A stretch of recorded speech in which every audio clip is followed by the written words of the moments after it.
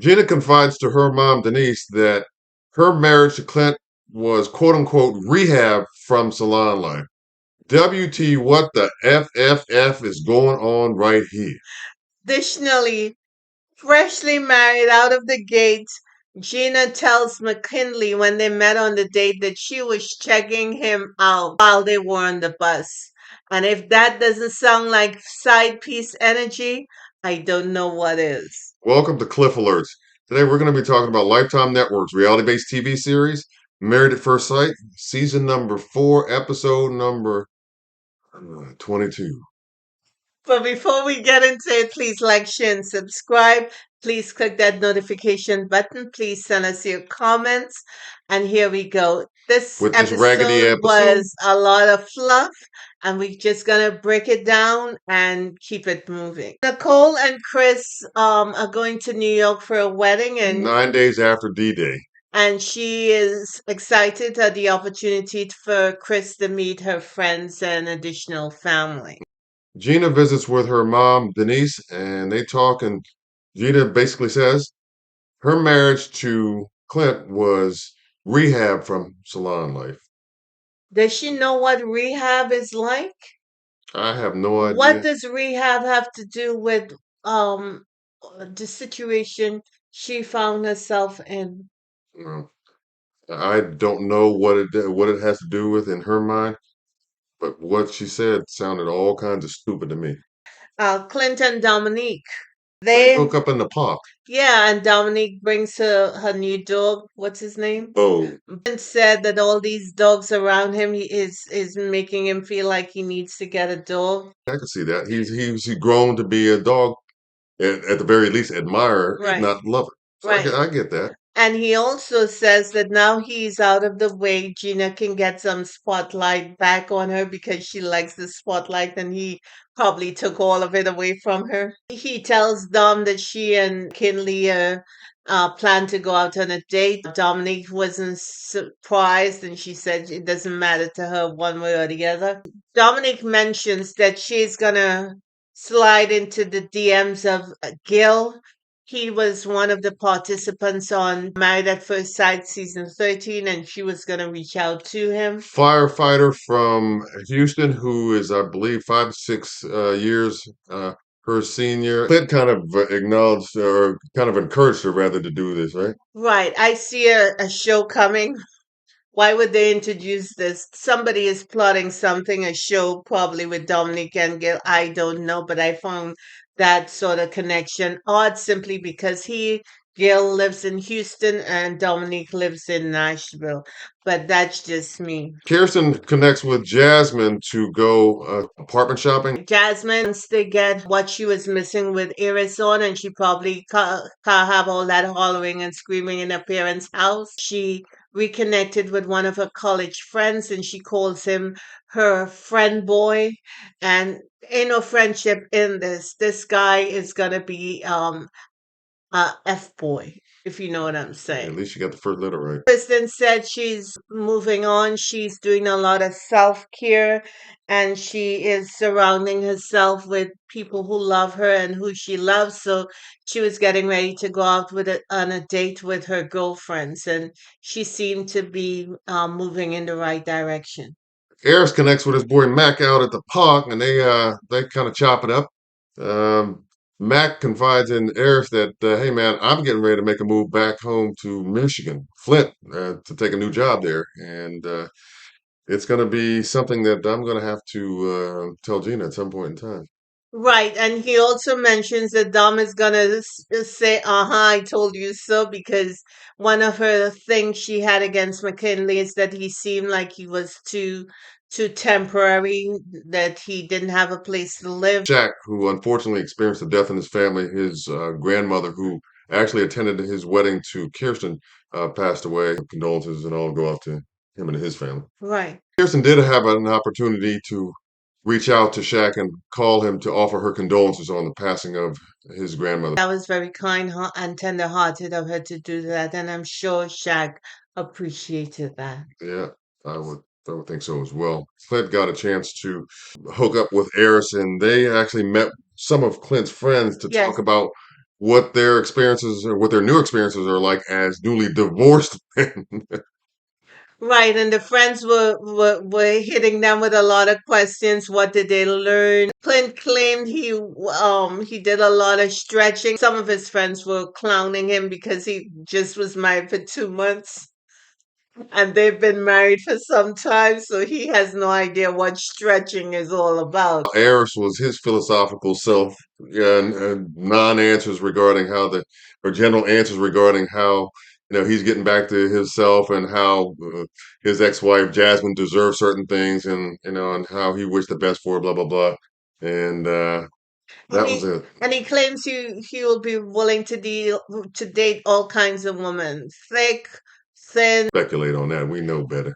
Yeah, 13 days out. Chris and Nicole hook up at the baseball park. What the game of baseball means to him. Chris basically said that Nicole's game was trash, and thank God the editors decided to save us so we didn't see her complaining over and over and over again. Yeah, and Chris also takes this opportunity to share with Nicole that he looks forward to them being able to travel to Chicago, where she gets an opportunity to meet more of his family and his friends. Right She too has family in Florida. In fact, her father lives in Florida. now, we kind of pivot to Jasmine, who's getting ready to go out with F Boy. Jamel on the after party asked aloud if the brother that Jasmine was dating was in the witness protection program because the show blurred his face and filmed him from the back. And she had a conversation with the dude telling him about her experience on the show and her experience with Iris, and she wanted to know up front whether he was attracted to her. Basically, she was trying to get all the things that she did not get from Eris from this man. And he said that she didn't even have to ask the question. He's there because he's attracted to her. Yeah, So, it was strange, wasn't it? It was a yeah. strange encounter. Um, Jasmine is thirsty. I hope she knows what she's doing. I don't know about that one.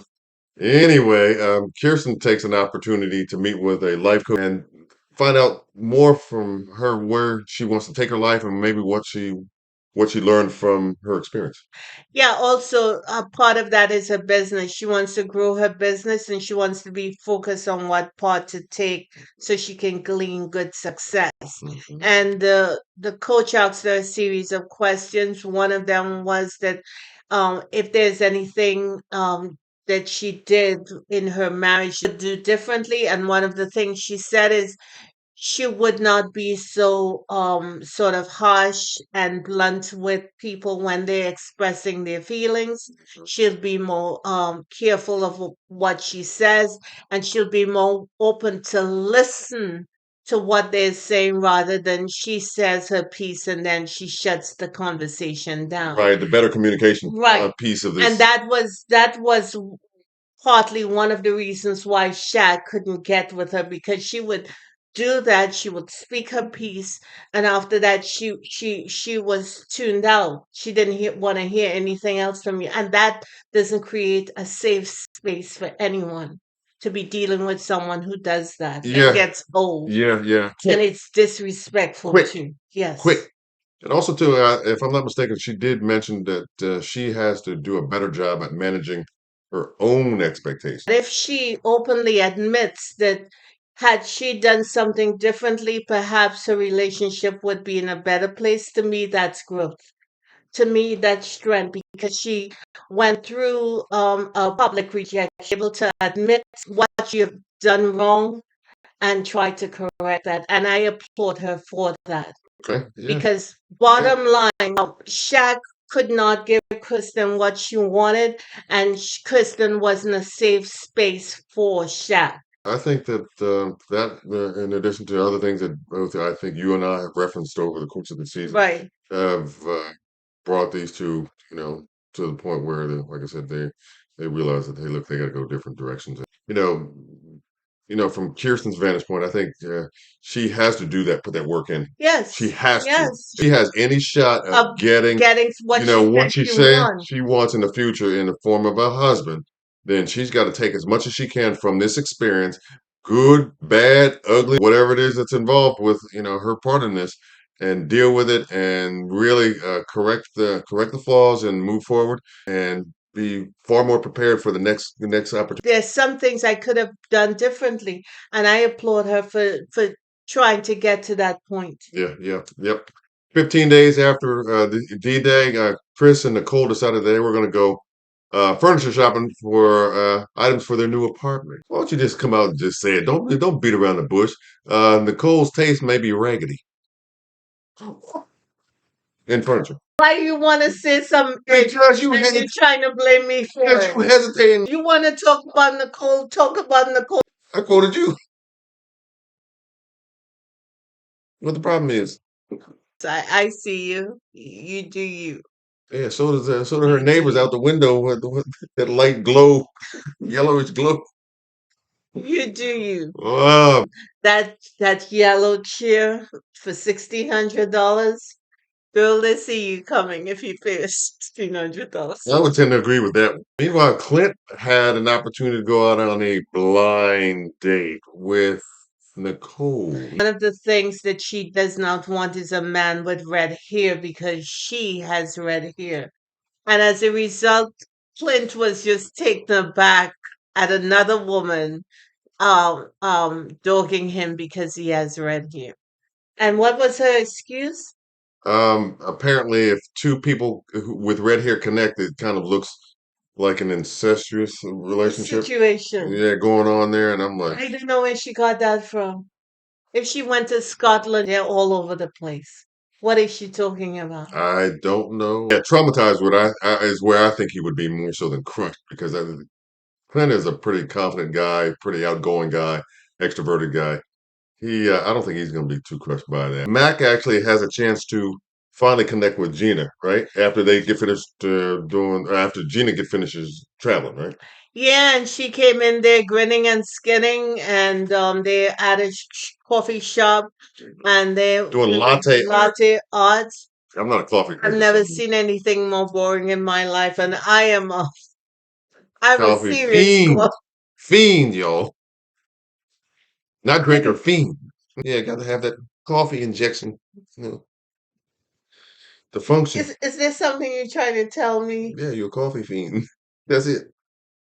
We find out that Gina had her eyes on McKinley since they were on the bus and after they got married, and that's not a good look for her at all.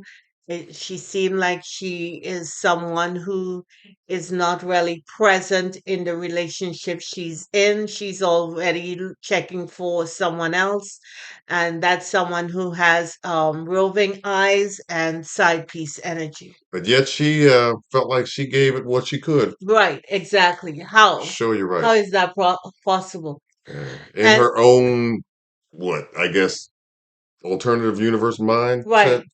And she tells McKinley he has swag unlike her ex-husband, yada yada yada. And then he drops the boom. He said, I'm moving back to Michigan. Yep. And she Caught off told guard. him although she doesn't like what she hears, she's still interested and wants to see him, and that tells me she wants men that are unavailable, you know. You know what I'm Yeah, saying? for sure, for sure. So Yeah, it it is is what what it it is. is. And 18 days out, the lady cast members get together and go what flower on a flower picking date. yes, Mm. Jasmine set it up, and the ladies came through. With the exception of Gina, she was still in Arizona. And while she called in, really was a nothing burger. The only thing we gleaned from it is Kristen now wants closure. She wants to speak with Shaq simply because she couldn't figure out why he was crying as he was dropping the boom. And I think she she got to know that he had some sort of internal struggle. While he may have feelings for her, he knew that he could not satisfy her. So that's why he had to let her go. So I guess they're gonna get some sort of conversation going and some closure for her, and hopefully it goes well for both of them. Yeah, meanwhile, the fellas got a chance to get together, but again, they got together minus Shaq because he was still out of town, He was to still be with his family. right. Right. So, and then Eris, I believe, decides to stir the pot and ask the fellas, well, who's been, for lack of a better expression, smashing since decision day. Yeah, and Clint said he got some, and then Eris admitted he got some, but I think that was the point. Eris want to tell us that he In back a out real in the way. streets Yeah, and he got a warm place to put it. Good for him. And there's the after party. I Casper. like Janelle's style of interviewing people. She's straightforward. She doesn't mess around. I don't like Keisha's softball questions. I think Jamel comes straight, and I like my things straight, no chaser. And Well that's all said. I'm gonna say about I that. think it's You well got said. anything? No, I think I like Jamel a little bit better as a host than Keisha, and I think she's maybe it's her sports TV background Hmm. that allows her to pull stuff out that maybe Keisha doesn't really get into. You could use her probably somewhere else, Right, some other format or what have you. right. Maybe that new thing they're trying to manufacture with Dominique and Gil. I ain't holding my breath for that one. That's all we have. We thank Yeah. you for liking, sharing, and subscribing. I hope you guys are having a great weekend, and we'll see you in the next bit. Yep, Have for a good sure. one. Bye bye. Bye.